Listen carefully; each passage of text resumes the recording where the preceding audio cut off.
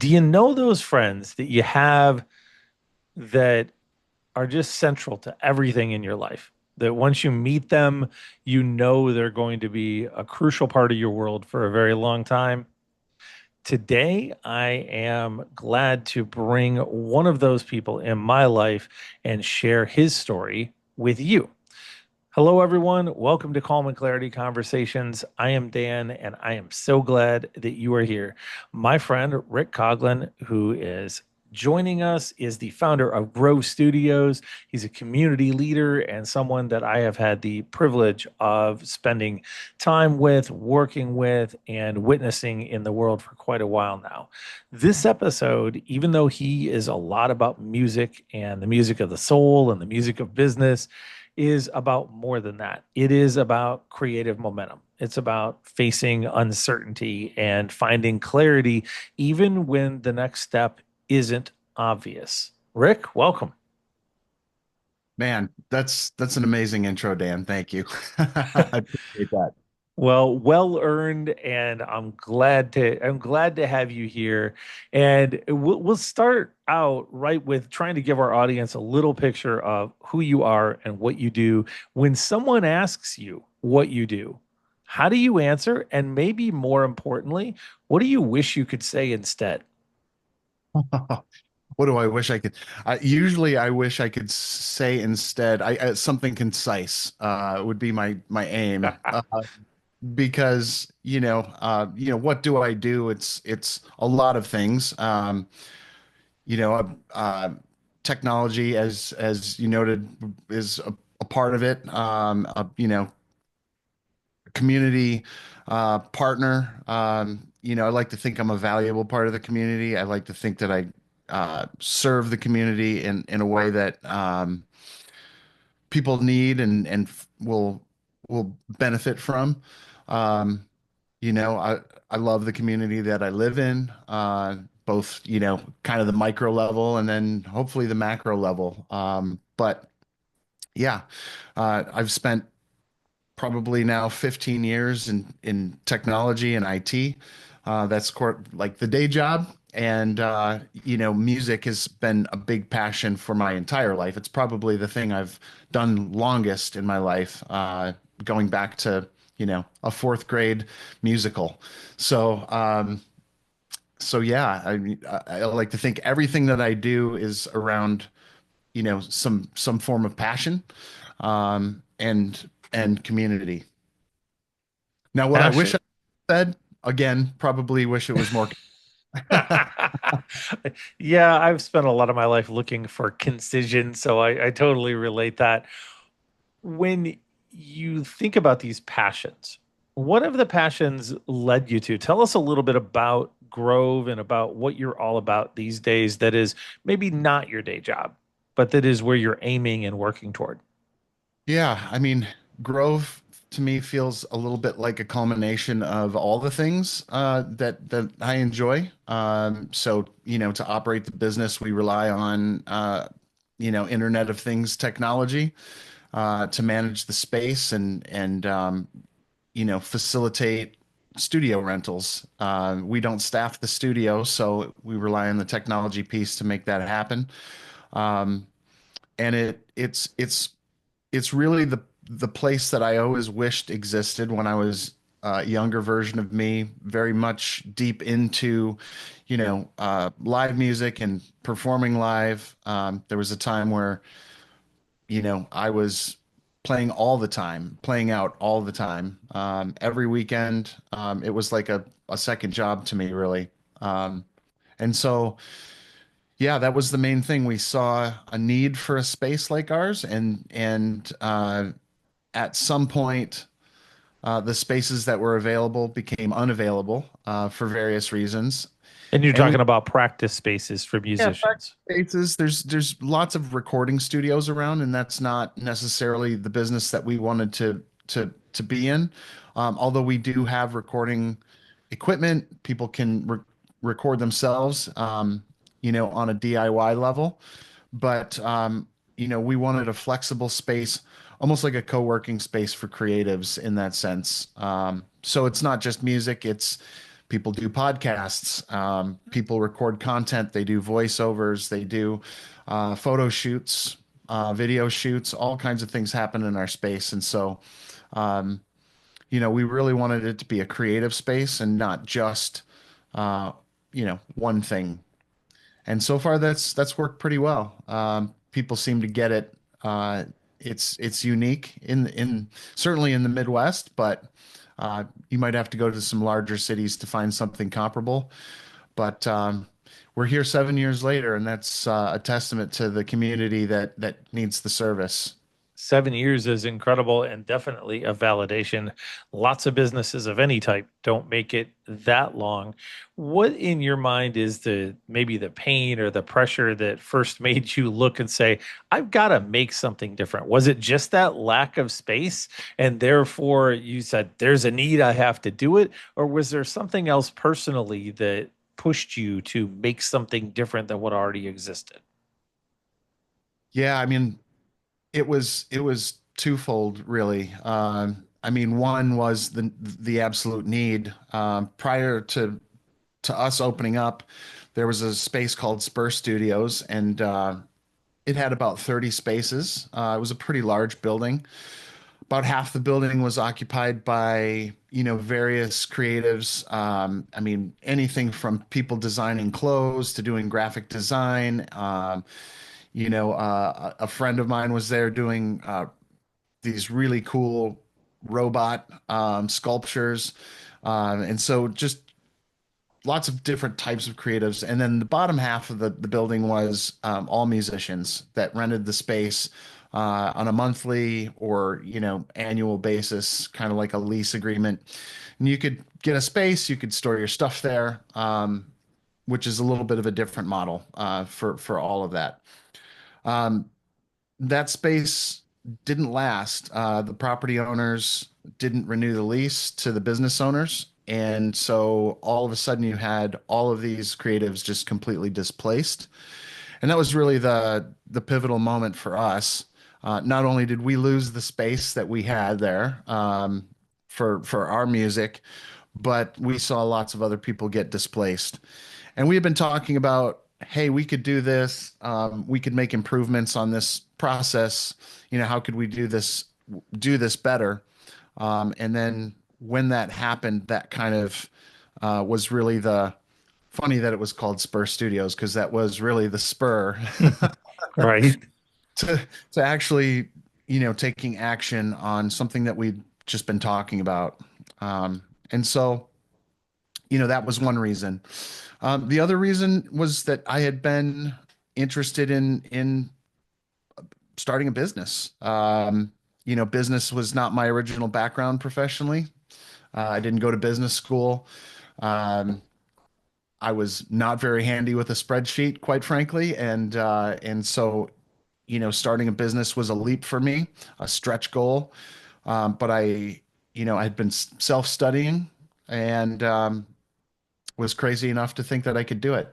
So Well, apparently you were correct. I'm yeah, curious in the journey of these 7 years, when did you realize that the work was going to matter to more than just you, right? We all start with our baby. I love it. I've got it. This is my thing. I'm going to do it. Surely other people need it. But yeah, then you have this moment where you connect that, wait, other people care about this. It really does matter. yeah. What was that moment for you? Well, I mean, I also had well, I looped two other friends in. One friend who I played professionally music with for many years, who also saw the need. And then at the time, my intention was to actually build something from the ground up, which at the time I knew nothing about, right? 7, 8 years ago, didn't know anything about real estate, really developing, commercial real estate, all of those things. But uh, again, crazy enough to think that I could. Also found an architect who eventually became one of my closest friends through this whole journey, um, who also saw the need, happened to be a musician. And so that really turned into a partnership of three to start this whole crazy thing out. And I don't know, weird synergistic things happen sometimes. There was also a pitch competition around the time that all of this was bubbling up. And again, crazy enough to think that I could do a business pitch competition when I knew, you know, little to nothing about actually running a business. So um, those were kind of like the pivotal moments, finding people who believed in the vision, um, recognizing the need, and then this opportunity to do a pitch competition. So we did the pitch competition. We won, and in some ways, the rest is history. That gave us the money to really launch the business and formalize. Right. Now you had fuel for the fire that was already burning. I get that. Yeah. I'm curious, after all these years, what is something that most people get wrong about either you or Grove? Hmm. Gosh. I don't know. I wish I could be a fly on the wall sometimes, but gosh, um, you know, owning a music studio or a creative studio certainly is a cool thing, right? It's sexy or whatever it is, it's rock and roll. But it's also a really boring business on the back end. There's just a lot of things that go into operating the business that are just not fun. And so, I think that's it. What might seem very cool and fun on the surface is kind of boring on the back end, honestly. Yeah, as I speak to a lot of entrepreneurs and business owners in general, I find that description, right? That there's the public facing part. It's a little bit like the social media side, and then the reality of the 80% that's underwater that has to happen to make that fun part. It's not that there's no fun to it. It's not that there's no joy to it. There is, but there's also a significant challenging part on the back end. It's a little bit like I think you and I were talking about yesterday, choosing your heart. Right? Right. Everything that you do is hard, whether it's working for somebody else, whether it's getting more fit, whether it is not being fit, whether it is working being an entrepreneur. Everybody has a hard, but choosing your hard is one of the most relevant things that you could do. And you've chosen this as your hard. Yeah, it is hard. And I did choose it, and I, have to remind myself that I've chosen it often. Especially when things get harder, right? And we've had some scary hard times. You know, making it through the pandemic when everything was shutting down. Lots of businesses experienced hardship then. We weren't unique at that time. Um, but we chose to push through it. I mean, I think we could have easily folded shop and called it a day, but we saw how important it was uh, to our community, and so they also helped us through the pandemic, which is ancient history now, of course, five years ago. But Feels like 5 minutes, but fair enough. yeah, yeah. But yeah, we just kept pushing, and we continue to keep pushing for the community because we know how valuable it is. We hear anecdotally all the time that people appreciate what we're doing. So That's really cool. it gets me up in the morning. We all hear, I think, the voices of our younger selves, and we get asked frequently, and we'll even touch on this later. What might you say to your younger self or all of that? But what's the earliest version of you that's still whispering in your ear today as you are building this business? And what's it saying? Man, that's a good question. The earliest version of me, you know, I think the earliest version of me was a dreamer in a sense, and sometimes that connotation can mean that somebody's head is sort of in the clouds or maybe unrealistic in some way. Um, but I think the earliest version of me um, is still is still dreaming, still envisioning something bigger than himself, and that's kind of the thing that I hope to create. Um, if I were the older version of me talking to the younger version of me, I might say pay attention in math class a little bit more, but um, you know,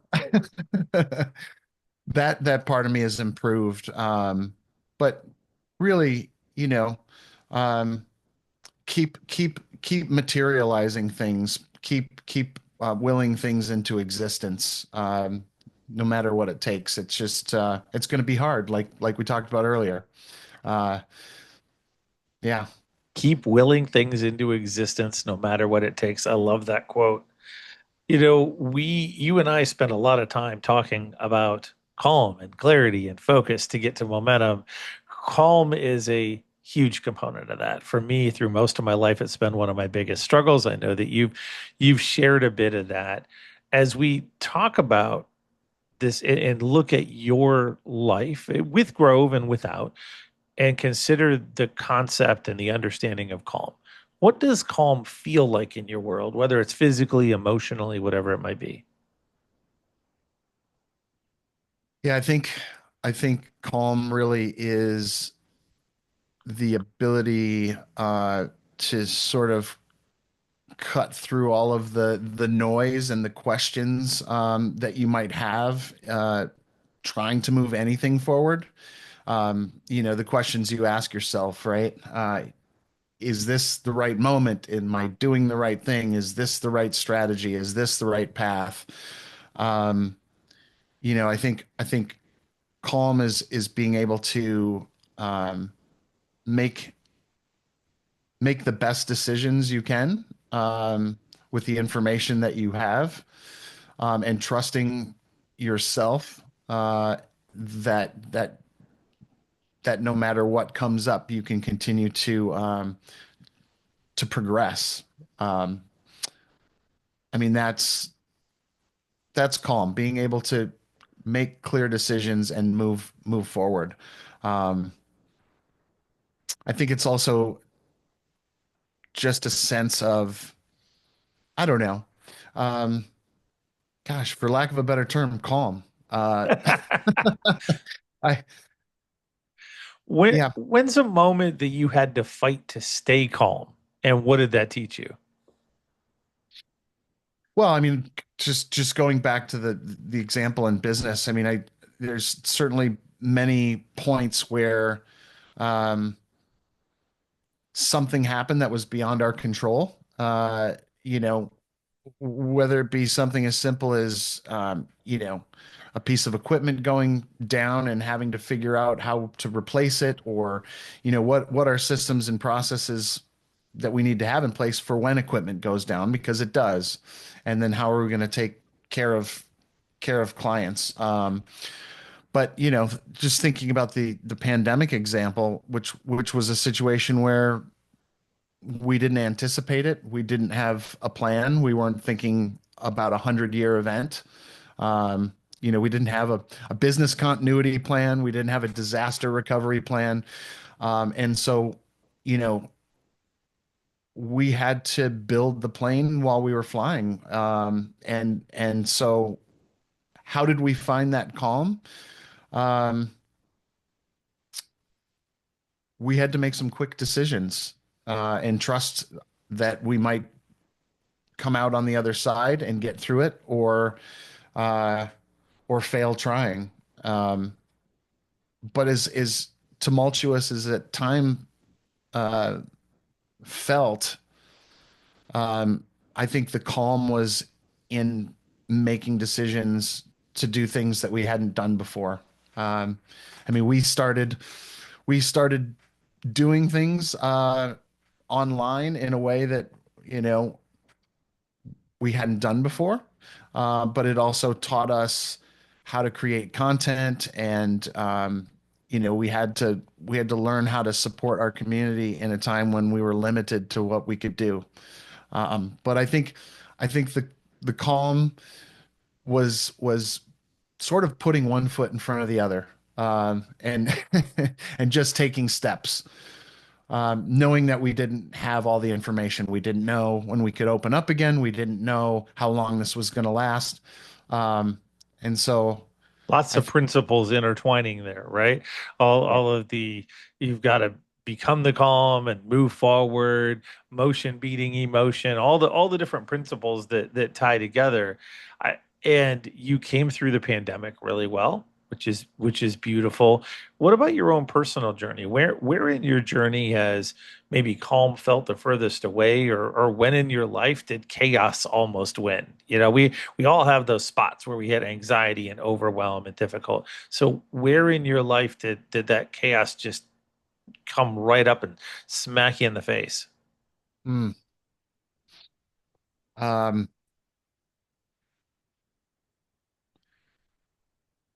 well, I guess I would say, professionally speaking, I think coming out of college, and having a moment of I don't know what I'm going to do next. Um, and that's not a good place to be after you've spent $100,000 on an education, Right. and feeling that moment of realization, and sort of crushing debt, and thinking, what am I going to do next? How am I going to proceed? I think that felt chaotic to me at the time, and looking back, maybe it wasn't, but I remember it feeling chaotic, and remembering not having a defined path, which I felt like I had before, right? You graduate high school, you figure out, oh, I'm going to do this college thing. You're going to do the college thing. You get through that, and then you move on. But feeling like you have your whole life in front of you, and literally not knowing what you're going to do next. That felt chaotic. Um, so, how do you navigate that? I did the next best thing, which was, of course, get a job at Guitar Center. So, Doing the next best thing is an important part of that, right? Because we get stuck or we spin. That's one of the most common results of anxiety or overwhelm. Now that you've gone through so many different scenarios where you've had to deal with chaos and challenge around you, what do you do when things feel chaotic now that works? Or maybe even what do you do now that your younger self, right, with that one coming out of college, would never have believed would bring calm? um, this is, I take a nap, Dan. That's what I do. I really do. I mean, sometimes that piece of self-care is so important, just to pause. And I've become a little bit of a professional napper, and here's what I mean by that. I learned this back when I was still a classroom teacher, which feels like another lifetime ago. But at the end of my school day, I would just be exhausted. And you can talk to any teacher about that. Hmm. And I would do bus duty, and then I would come back to my classroom. And I had a high back chair at the time at my desk.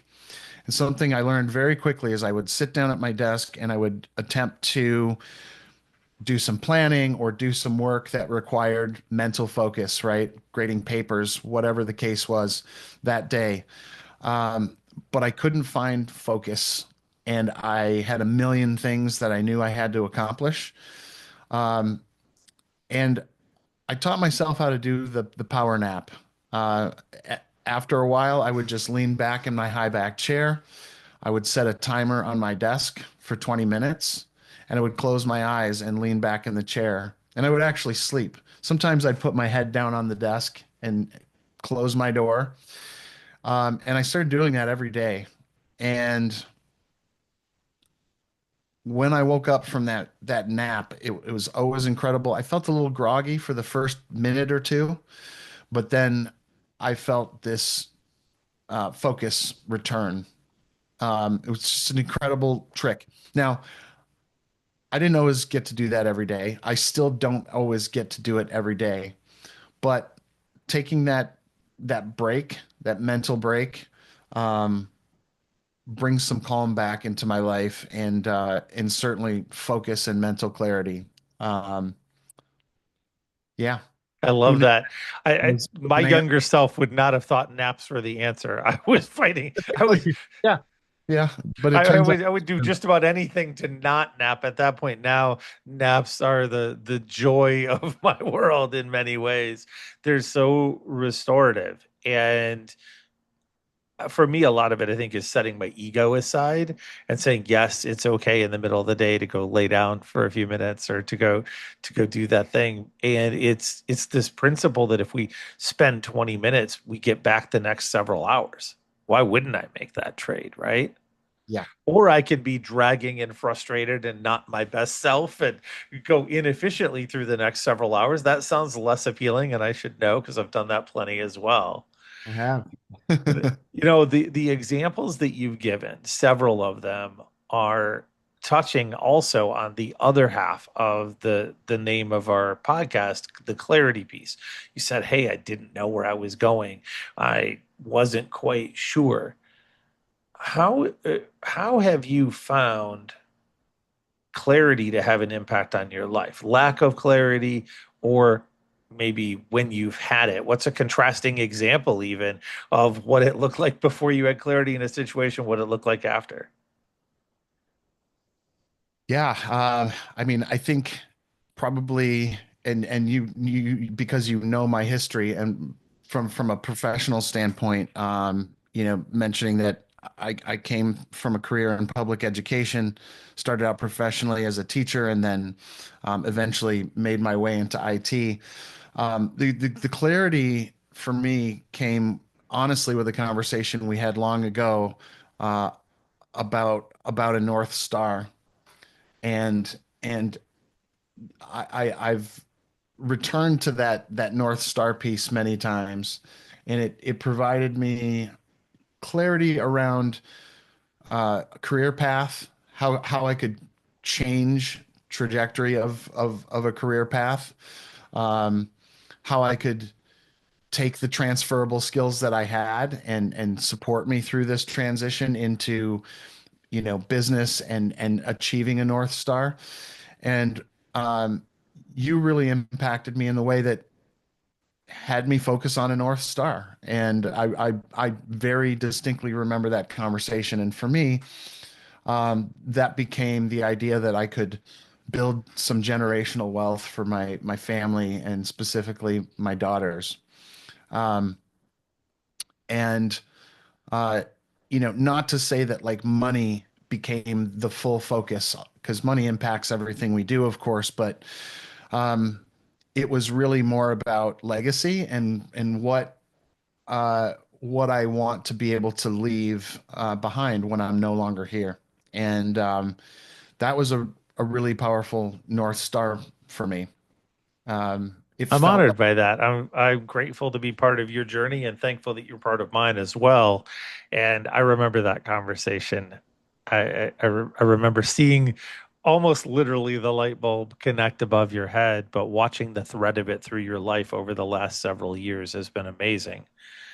Speaking of that, when you're thinking of where you're going, can you share a time where you moved forward without full clarity and what came from that? yeah, I again something that you're familiar with, but I left a path in public education after nearly 20 years. Um, I think anybody could relate to being in something for a long time and then leaving. That was a big step. That was a big change to pursue uh, a different path. And so the growth that I've experienced by taking that leap, and not being completely clear on exactly what it looked like, um, has probably been one of the most important steps in my life. You know, I was good at school, I understood education, but you know, changing paths mid-career or even It's pretty possibly scary. later in your life is scary. Yeah, absolutely. And there have been some real moments of um yeah, absolute chaos in some ways. Fair enough. There were some difficult times. When you have those moments where you maybe feel stuck or you feel pulled in too many different directions, are there questions that allow you to ground yourself and get to a point of clarity? Like, what do you ask yourself? Yeah. Um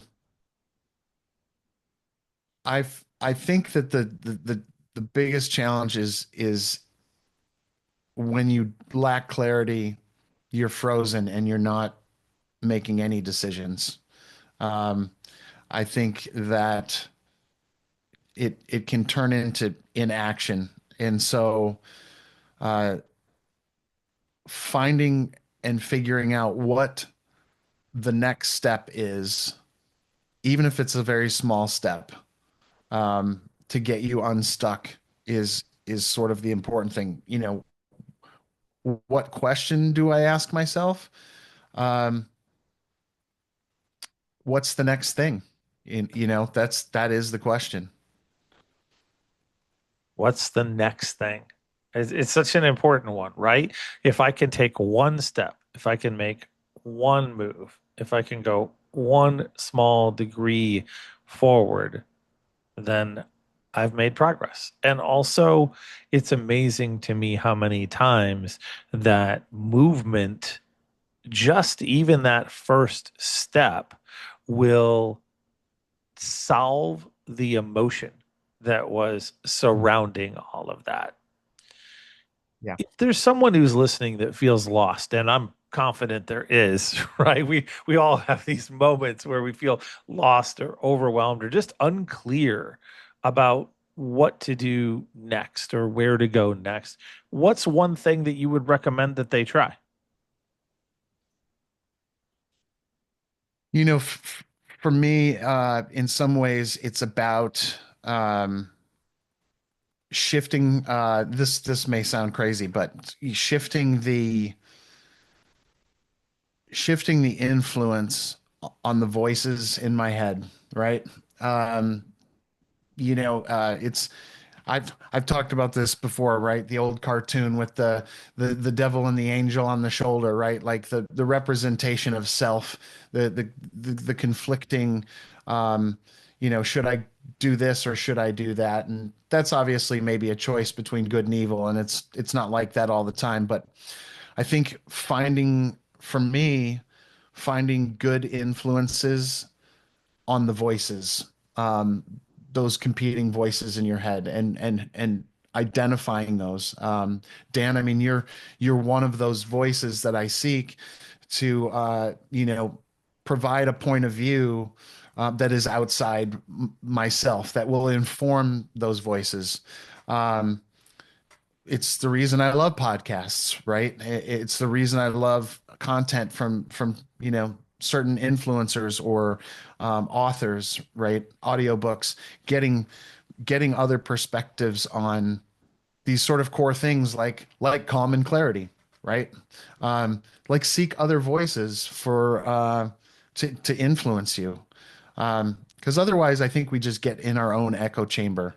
And while we might be comfortable with that to some degree because it is our chamber, you have to seek other influence, and people that think differently, to move yourself forward. And I think there was a part of my life where I stayed in an echo chamber, and when I really pushed myself to start listening and reading more, I think that's when things shifted in my life in a positive way.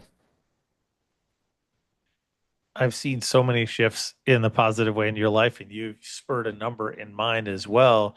I also see that your impact goes way beyond your business, and it goes beyond even with Grove. It goes beyond the music.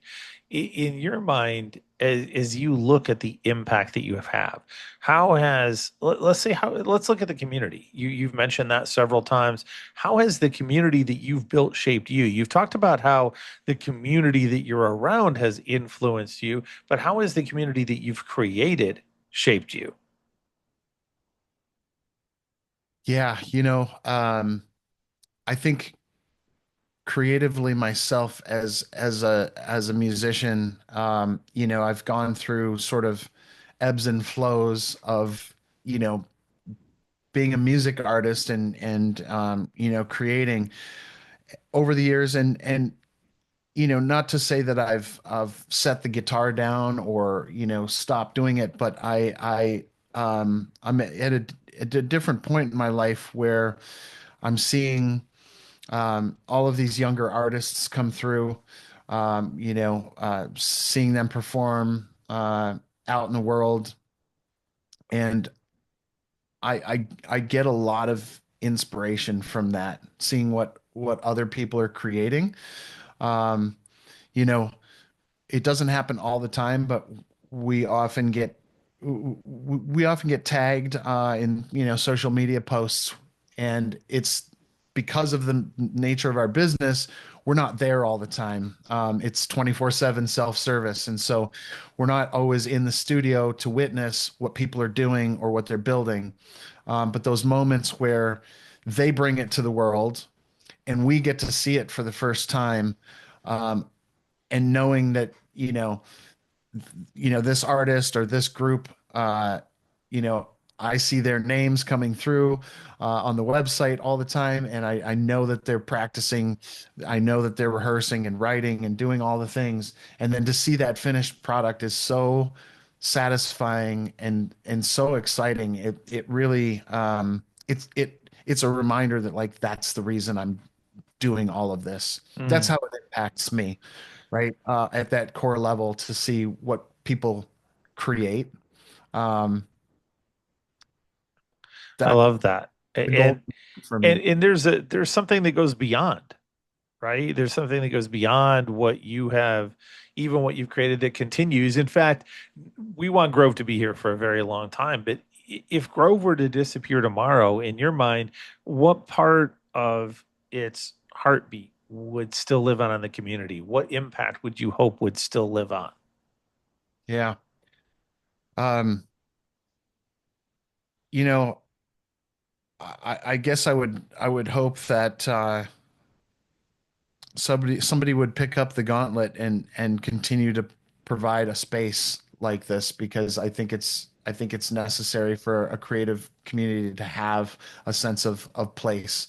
And there are lots of other spaces in the community that have that from an art from an artist standpoint, or um, you know uh, I think about a place like Riverside Art Center that's been around for a long time, supporting the arts in the community and the folks that started that endeavor. Or, you know, uh, a music venue like Ziggy's, who's just passionate about live music all the time. Um, you know, I would hope that if Grove went away, that there would be another one to be uh, a replacement, because uh, it's the idea of it and what it provides, not just the business of the studio. It's an important space. I would hope that that's a part of it, and also how important creatives are in a community. Nobody wants to live in a boring city, and so Right. I think artists of all kinds, not just music, bring joy to a community. They bring people to the community. They bring people together. Um, you know, it promotes a whole sense of community. especially with the diversity of music and culture that we get to be surrounded with in this part of the world. It's definitely a lot of wonderful things going on. So I hope, The community lives on regardless, and the needs there, and you look for it to be fulfilled. As a yeah, leader in this space and in business, and I would argue in a number of other ways, your primary career, your day job, as you call it, has transitioned over the years, but you've been a leader in that space as well. What would you say are maybe the things that you pull out that you say if you're going to be an entrepreneur or if you're going to go chase your dream, this is an important leadership lesson to know? What would you call out for somebody? yeah. Um, I think the I think the listening with intent to fully understand the needs of someone else is is how you lead. I think that you have to understand where people are coming from um, in order to move everyone forward together. And outside of that, as a leader, if I have employees or anyone that's working in a in a supervisory role, um, I think about it as me working for them and not the other way around. Um, I think that everyone is only going to be as good as I can be, and so um, really, it's that's that's the key to leadership for me is recognizing that I am actually working for everyone else, and the level at which I execute that um, that will lead everybody forward. As we get towards the end of our conversation here, I think we've got a lot of good pieces around calm and clarity. I like to take a step and look at how we can help others and also at how you might respond going forward. When you, if you were going to give a piece of advice, or there's someone listening who's where you were 10 years ago, so pre-Grove, Mhm. you're in the middle of your job, you haven't started Grove yet, what Yeah. would you say to them?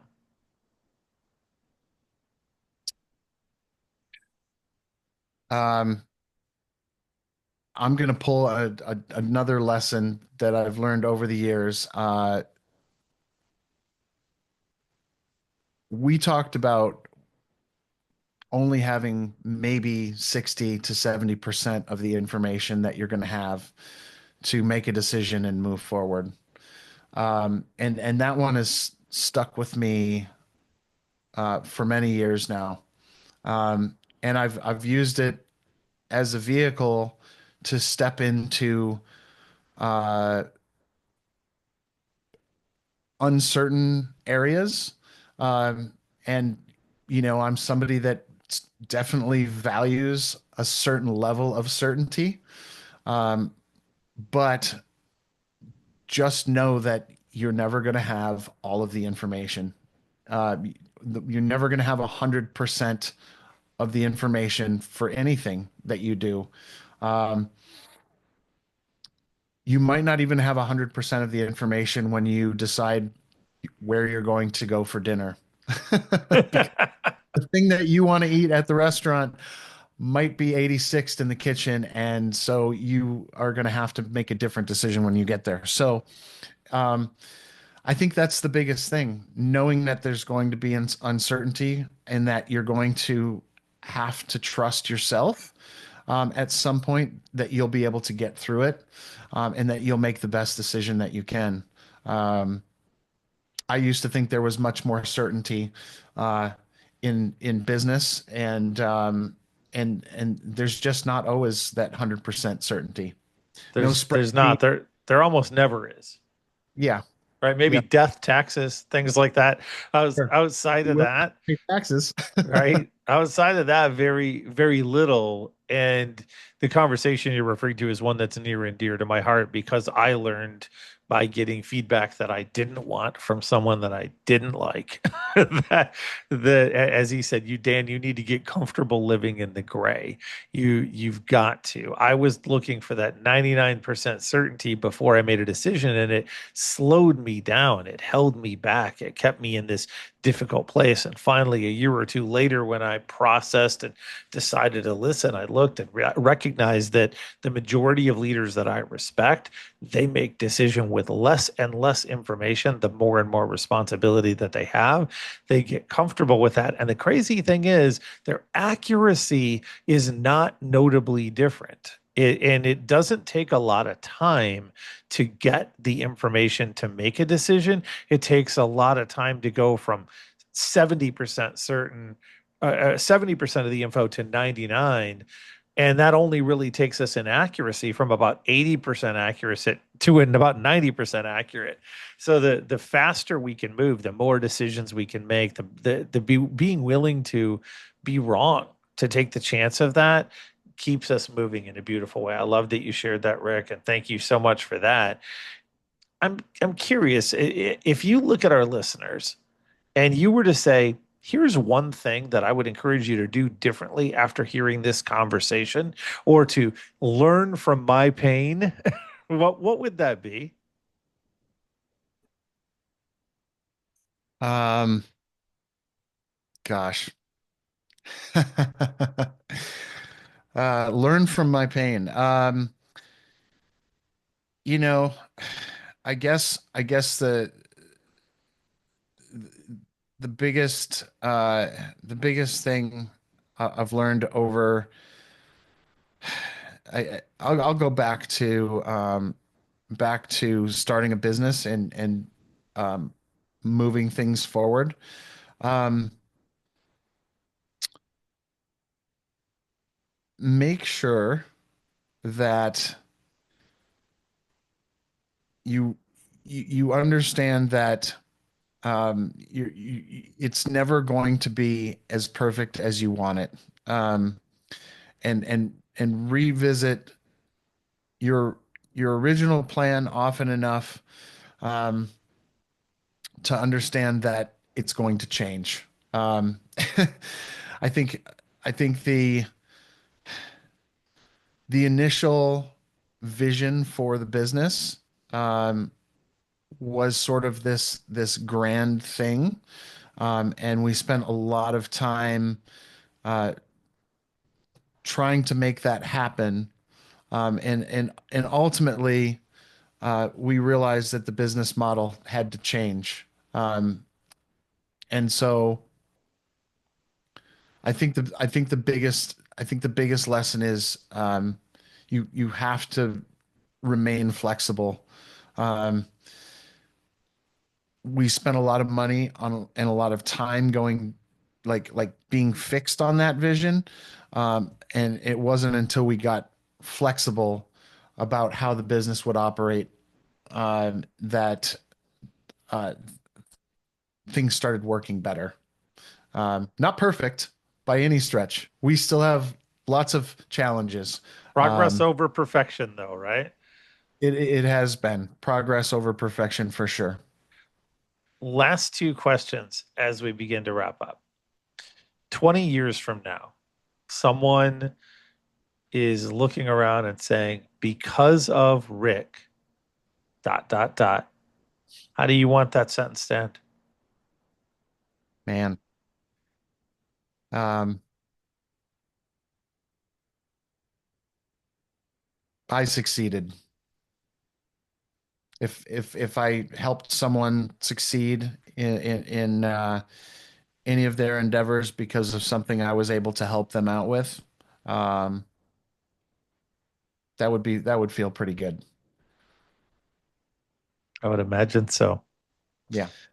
If you were to leave one last message or thought or encouragement with our audience, What would you like to leave them with?